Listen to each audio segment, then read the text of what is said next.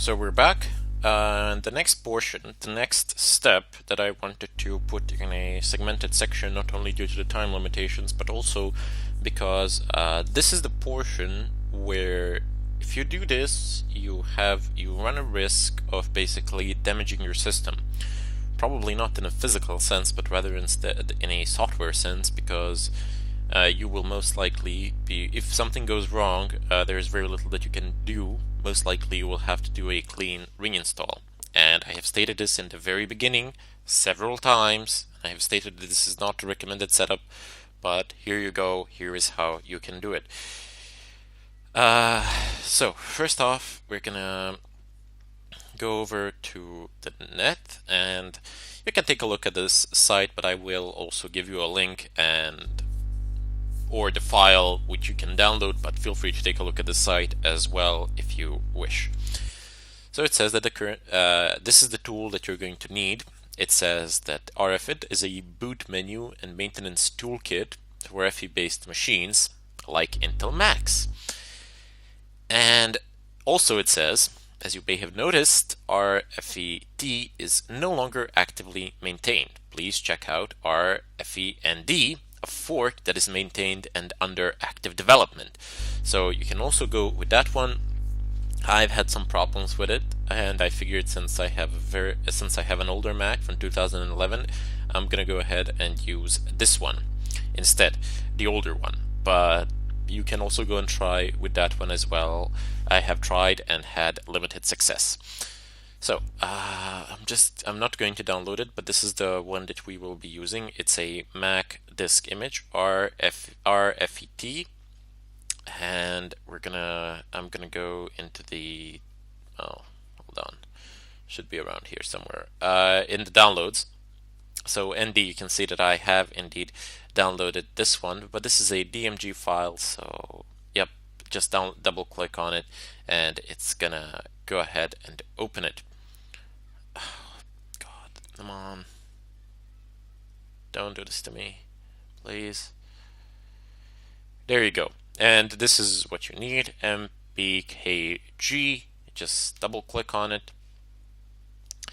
And it's gonna take you through the installation procedure. I already have it here, but yeah, just click through the end.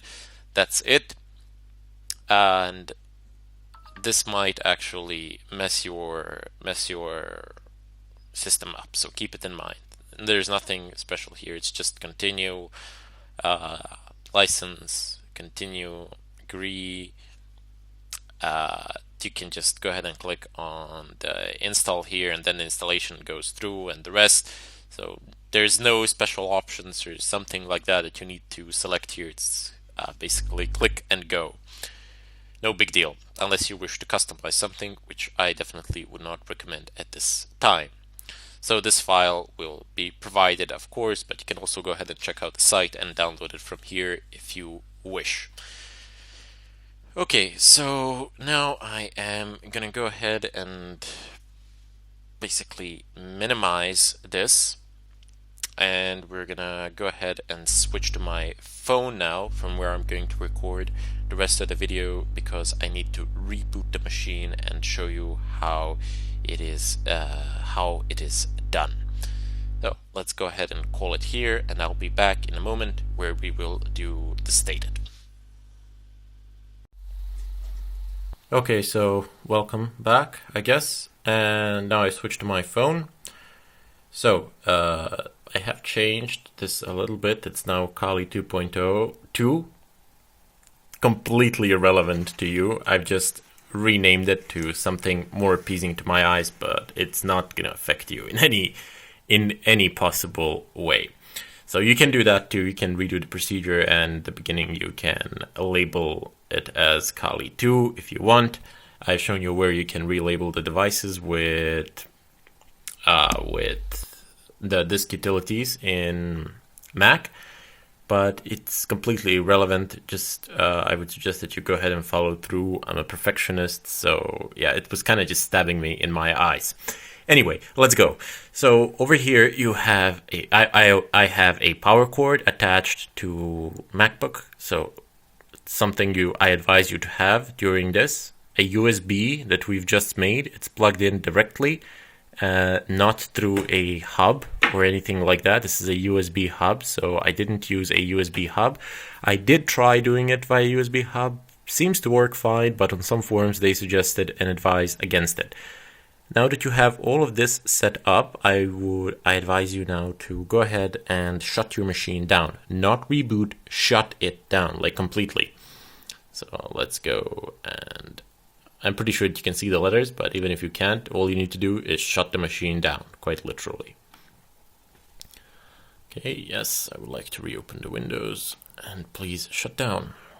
Okay, let the seeding stop. Just seeding Kali Linux upon download. Okay, so anytime. And here you can actually see me in my t-shirt that I've been wearing for days now. And behind me, the rest of my place, I guess. In the reflection of the screen. After this, I'm going to go ahead and answer all of your questions on Udemy, and I'm going to hit the shower and bed. So, down here, I have a power button.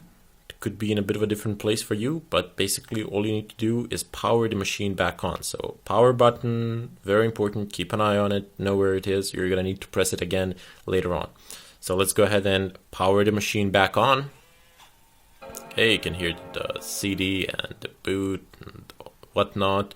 It's going, you can see in the left corner, my finger is now, the USB is blinking, and this is a non-standard Mac boot. You can see that it says RFED.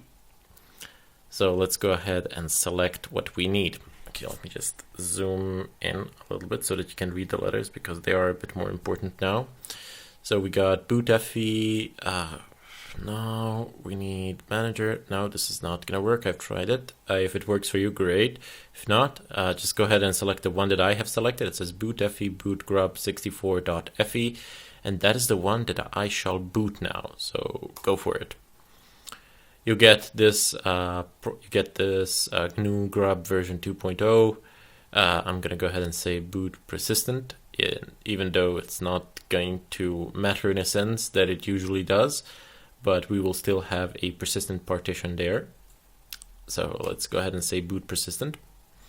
More me. Take a good long look if you like. Down here, it's just reading, loading. Fine, whatever.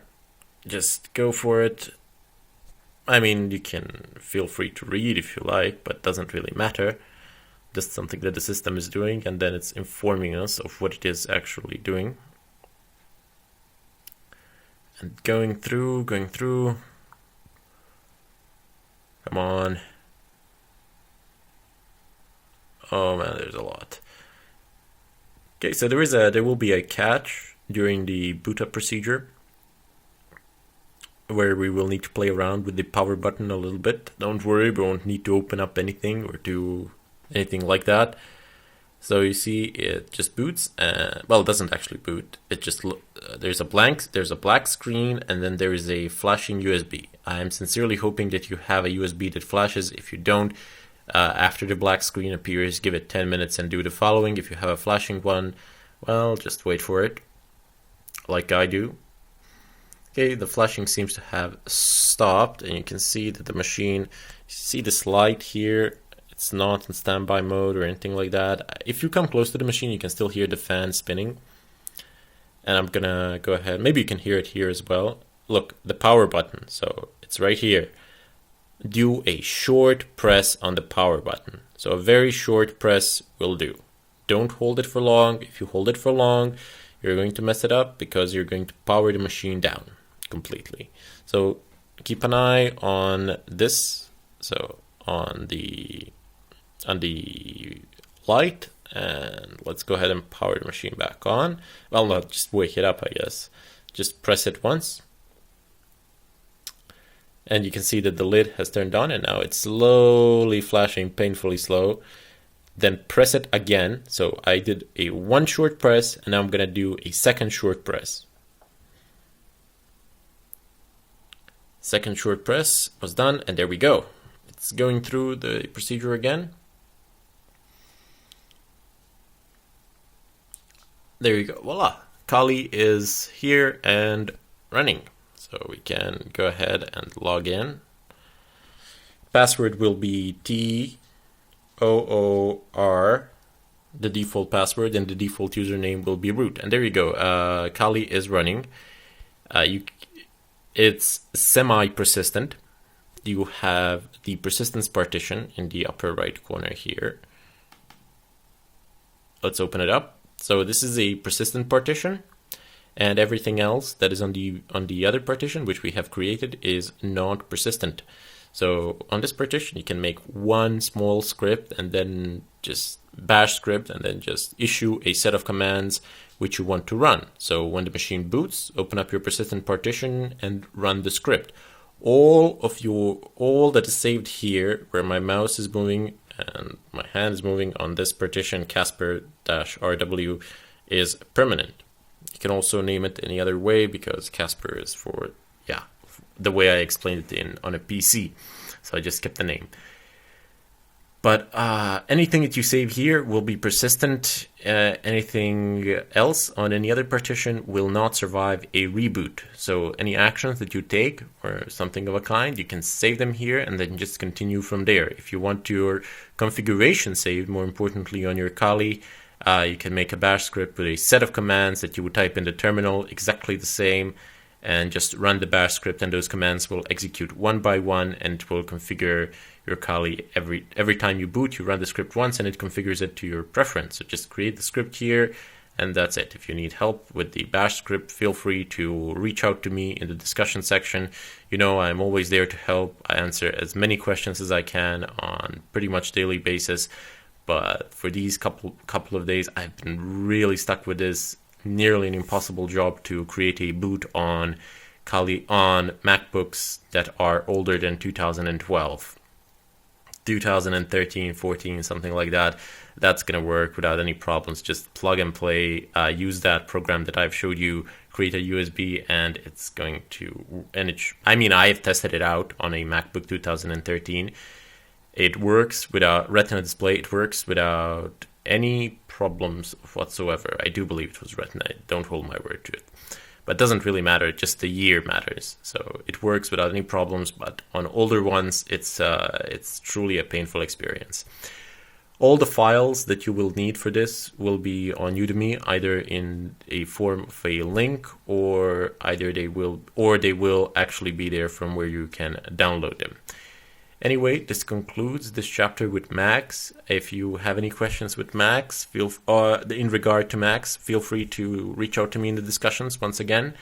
And again, at the end of this tutorial, I'm going to say that I do not recommend this on a Mac at all. First of all, running a risk of being forced to reboot your system, and basically a high chance that you will encounter problems, difficulties, and so on and so forth.